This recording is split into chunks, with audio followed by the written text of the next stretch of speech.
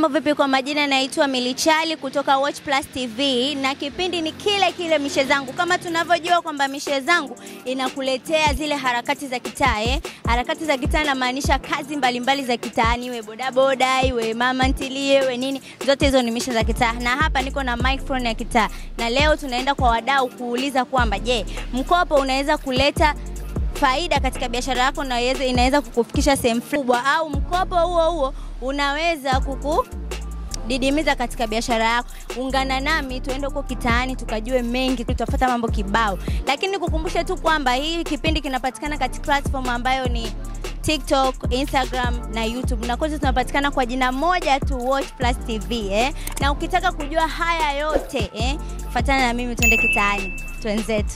Mishe zangu.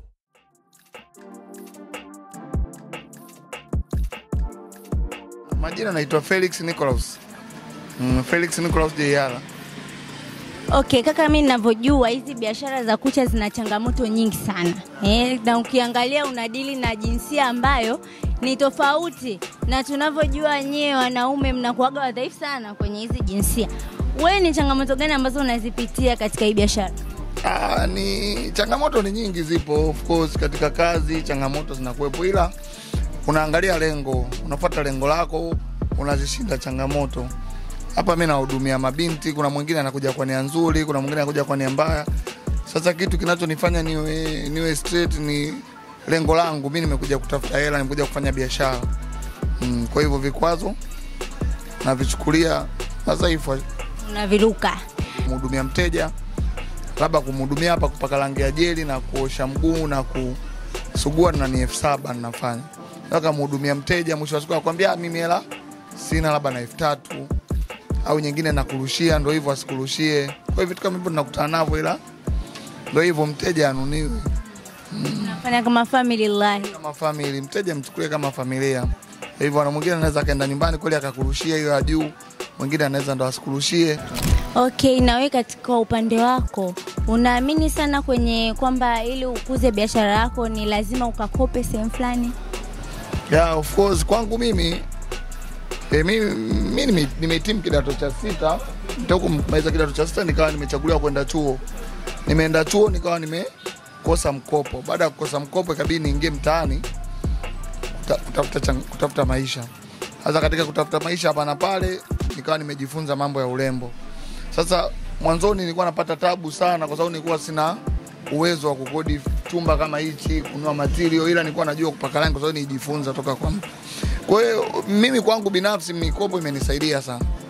Kumkopa mtu hela kunyenyua biashara mimi nisaidia, kwa sababu sisi tunatokea katika familia za watu wa chini, familia za chini. Kwa hiyo inakuwa ni ngumu mtu kupata hela kufungua biashara kama hii.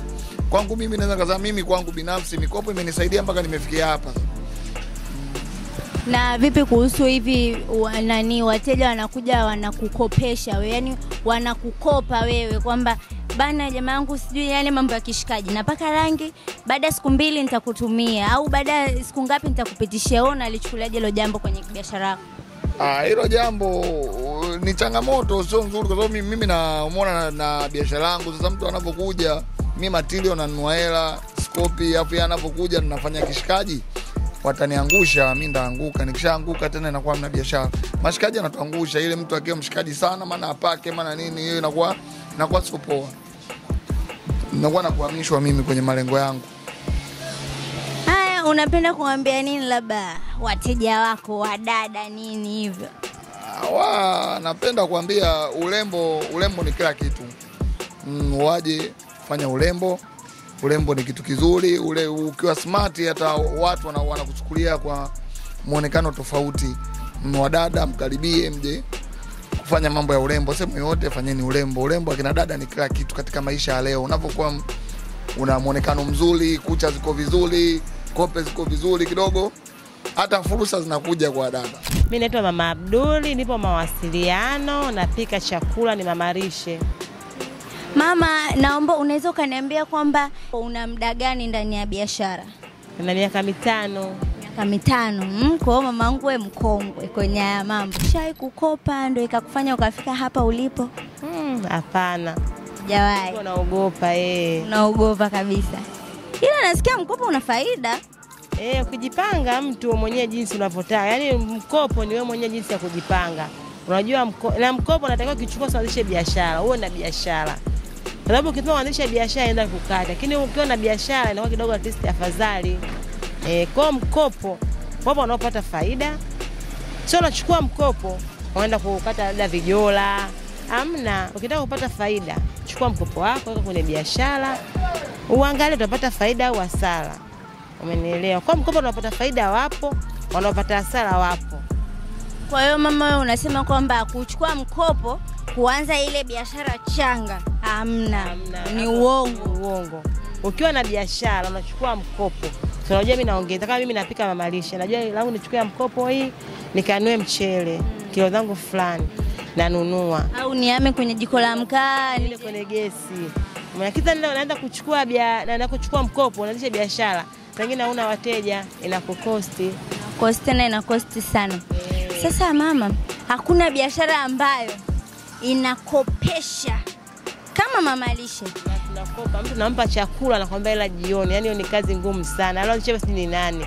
Yaani anajiulizaga usipate jibu. Mtu anampelekea chakula anakuambia ila baadaye. Ukienda baadaye anakuambia kesho, unakuta duka kafunga. Ndio changamoto za biashara. Jamani, mamangu kasema alianzisha swala la kukopeshwa, Unamtafuta sijui ni. Unamtafuta.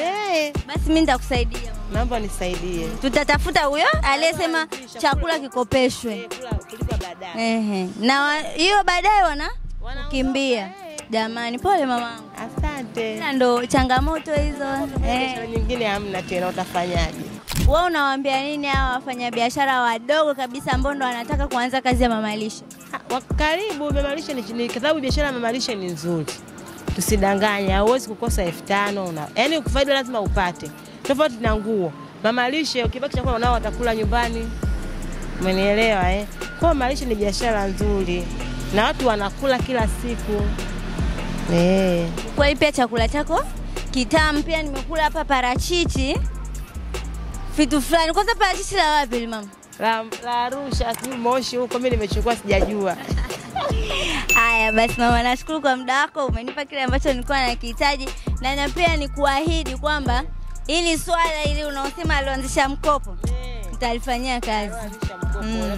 Nitalifanyia kazi mamangu. Mimi naitwa MC Banku, mimi ni MC lakini pia mimi nauza simu kama unavyojua. Okay, sasa MC Banku, nataka nijue kwamba hizi kazi za simu, kwanza kwa mimi ninavyojua na watu wengi wanaamini kwamba hizi kazi zina changamoto nyingi sana. Nataka nijue kwamba wewe ni changamoto gani ambazo zinakufanya ni kuna muda unakata tamaa, unasema basi mimi tena bora niachane na haya mambo ni deal na vitu vingine. Honestly hakuna changamoto ambayo itasema ningate tamaa. Lakini changamoto zipo. Sio siri, na changamoto zingine za kawaida tu ambazo tunapambana nazo, tunazihendo. Kikubwa ni ile kwamba sometime inabidi muaminishe mtu kwamba hii simu nakupa ya milioni 3.3 it worth it. Kwa hiyo wengine wanaona hiyo hela si bwana ingeka kiwanja, sio nini, si unajua zile. Lakini mwisho wa siku changamoto zipo. Tunadili nazo. Umewahi kukopesha? Kuhonga? Hapana. Mimi nasikiaga bwana kaka uza simu wanahonga simu, sio mchezo. Namna sio kweli. So wote. Vijana bado tupo. Okay. Wewe unahisi kwamba ukienda kuchukua mkopo ukaleta kwenye biashara yako inaweza ikasaidia biashara yako au ikadidimiza biashara yako? Well, mkopo ni mzuri actually. Lakini sasa inategemea. Kwangu mimi haunifai. Not right now. Lakini mtu kama anataka kuchukua mkopo kinaweza nikamshauri ni kwamba aweke mkopo kwenye biashara ambayo anaijua in and out A to Z. Asije akaweka hela kwenye biashara changa au biashara ndo kwanza imeanza. Haitomfaa, itamuumiza kwa sababu anakuwa anatakiwa ku run the business at the same time inabidi arudishe marejesho. Kwa hiyo atachanganikiwa tu ku manage the funds. Kukopesha mteja haikuathiri wewe kinamna fulani kwenye biashara? Maana kuna wale wateja wengine wajanja nakopa na sepa. Kuna mfumo tu ambao nimeuweka ambao uko very smart. Nikikopesha najua tu hela yangu iko sehemu salama. Kwa mpaka nimekukopesha I'm sure kwamba hela yangu iko sehemu salama. changamoto zipo, mtu anaweza ukamwamini afu yeye akawa haaminiki tena, lakini yeah, tunaishi nazo. Basi nikopeshe cover basi hapa afu naleta. Hapana. Not today. Yeah. Kwa hizo system zako mimi zimenikataa. System zimekutema tajiri. Asante bwana. Nashukuru kwa muda wako, pia nimepata kile ambacho nilikuwa nakihitaji. Karibu sana. Ishe zangu.